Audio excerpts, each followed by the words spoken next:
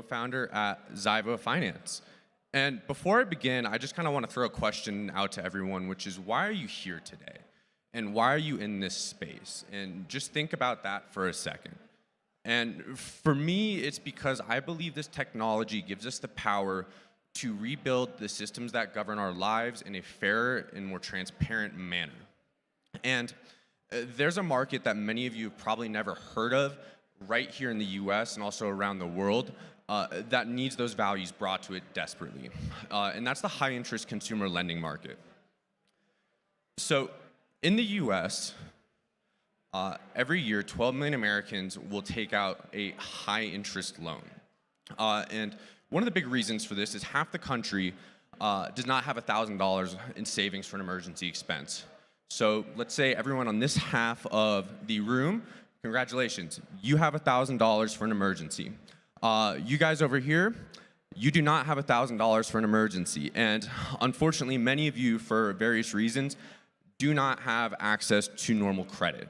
You might be an immigrant in the country, for instance. You don't have a credit score. And let's say your car breaks down and you need to fix it to get to work. A lot of times, your only option is to take out a high interest loan. And these loans in the US, payday loans in particular, have an average interest rate of 390%. And I think we can all agree that no one should have a loan at 390%. It's insane. And I mean, we're all kind of degens here, and that's insane for us to even hear. And it's a $70 billion market in the US, $20 billion of which is unsecured consumer loans. And those numbers are directionally correct and even worse in many places around the world. For instance, in Romania, the average interest rate on those loans can be 1,000%. And these loans are really devastating on people's lives, both financially and emotionally. So I don't just want you to take my word for it, too. You can go kind of Google high interest lending horror stories, and you'll find all sorts of things. And so I just went and found a Bloomberg article that talks about it, and they kind of feature 3 people that have unfortunately, for various reasons, had to take out these loans. So the first guy I kind of want to talk about is a guy named Jamie Johnson from Detroit. Now, he took out a $4,500 loan on the start of the pandemic at an interest rate of 125% from a company called Elevate Credit. And he took this loan out because he was in a financial emergency and was going to pay it back as quickly as he could. But like many people, he lost his job at the beginning of the pandemic. And he actually used his stimulus check and some of his unemployment checks to keep making payments on this loan so he did not default. Now, this is money he could have spent on taking care of his mother, who's disabled, or his kids, and building financial wealth for his family. He eventually got his job back and was able to pay this loan off, but it took him years to do it. And that's money he could have been using to build a better future for his family. The next woman is a person named Joanne Combine from South Carolina, and she's a retired truck driver who also found herself in a position where she needed to take out one of these loans. And she took out a loan for $650 at a 325% interest rate, and that's a real number. And she ended up paying this company back. It's called NetCash USA, and they're a subsidiary of Innova International. And she paid them back over $1,500. And because she was on a limited income, she ended up selling her possessions to do so. And the last woman I'm going to talk about, you can kind of see her story here on this chart right here. And this is really what we're trying to fix here, because this should not happen. And it's a woman named Kimberly Richardson. And she took out a $2,500 line of credit and drew $2,500. Now, this line of credit, before fees, has an interest rate of almost 300% on it. So over the course of several years, she paid this company back almost $10,000 and still ended up defaulting on the loan because the interest rate was that high. And she ended up going bankrupt because of it. And this sets her back to square one financially, and it should not happen in the US or anywhere else in the world.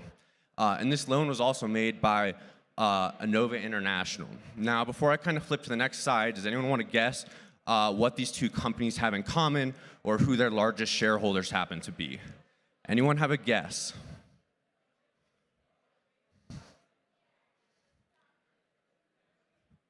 Okay, so these companies are all, as you can see, the largest shareholders in most of these companies happens to be BlackRock and Vanguard and State Street.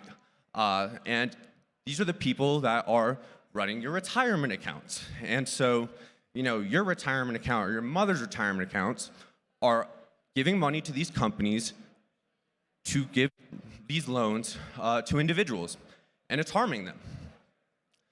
And they have a profit interest in doing so, and so they keep doing it. And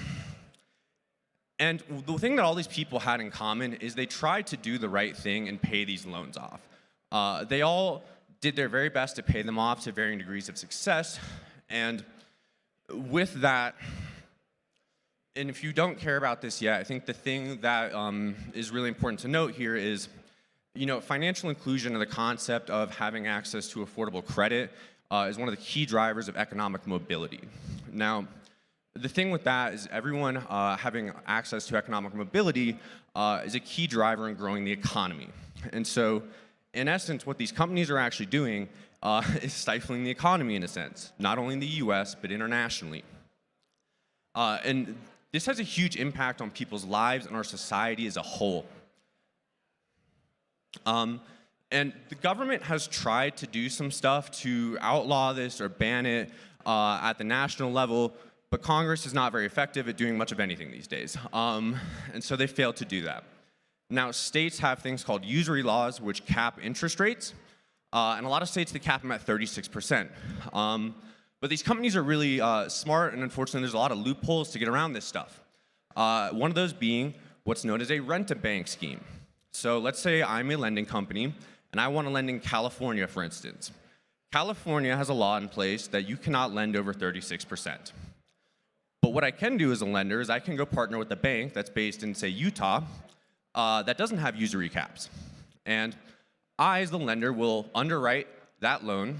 If it's approved, the bank will fund the loan at whatever interest rate I want. And they will give the money to that customer, and then they sell the rights to the loan back to me as the lender so that I can collect on it. And this is just one of a couple of ways that these companies are able to work around existing regulations. And so it's pretty clear that the existing companies in the space and the government are not capable of solving this. And there needs to be something done. This should not exist. And we have the tools to do that. And people have tried in the past to kind of do some stuff with this.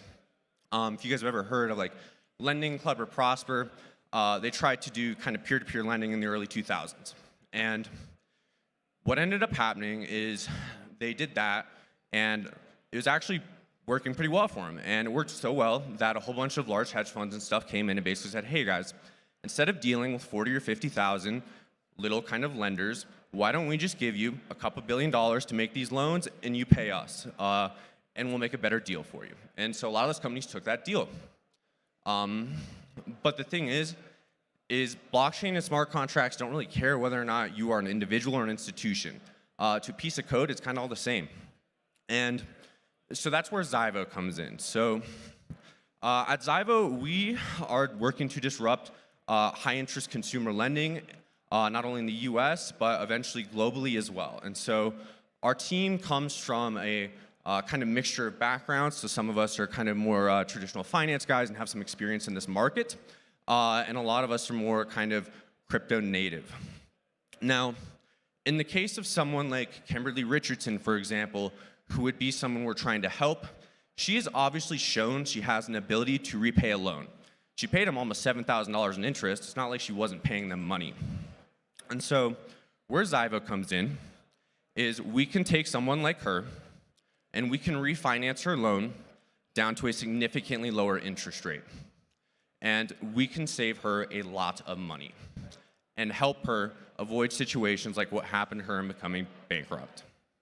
Now, so far, you all might be making sense, and you may be wondering a little bit why this is, needed as a crypto project. Now, with everything I've kind of set up to this point, the traditional financial system, the traditional players have no interest in changing this. They print money doing it, and they've been doing it for 40 years. But the great thing about blockchain is it gives us a way to aggregate capital and vote with our money in essence. So if you think this is a thing that shouldn't exist, you can put your money into a pool and help these people. And so what we are doing is we are allowing liquidity providers to provide liquidity to our protocol, and that money is then used to refinance those loans in fiat. And so we are essentially bridging between TradFi and DeFi to begin with, and eventually, as things move more and more on chain, we want to move completely on chain. And so from a value perspective, we help borrowers who are in situations like Kimberly refinance their loans, and we give liquidity providers the ability to earn a return on that greater than what you would find on chain right now for a lot of stable coins. And so this is a kind of screenshot from our DApp that's been up on a test net. So we've built a lot of our project out, and we're hoping to launch it in about 6 to 9 months. So with that being said, guys, if you want to talk about this a little bit more or learn more about it, feel free to kind of scan our QR code and reach out to us on Twitter. Happy to answer any questions you have or anything else. So with that being said, I'll go ahead and open it up for questions.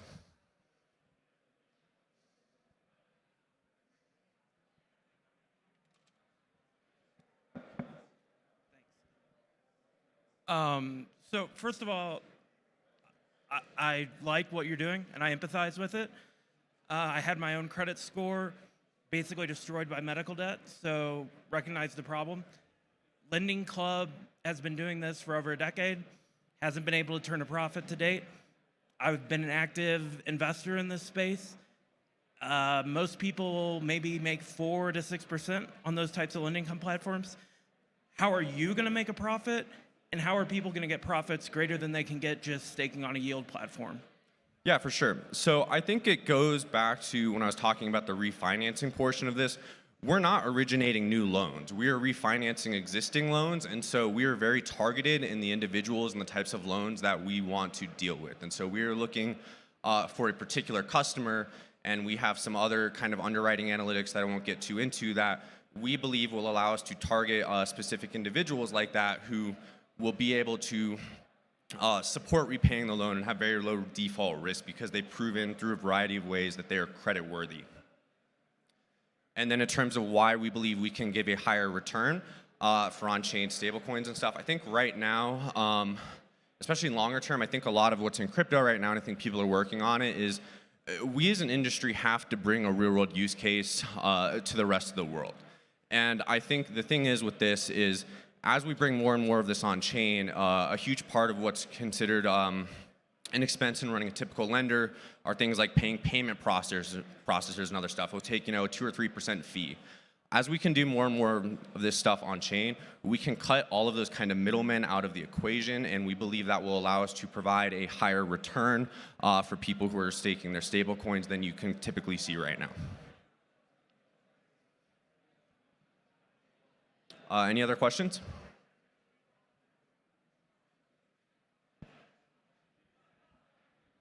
Cool. Well, with that being said, thank you very much, guys. If you have any questions, feel free to come talk to me after.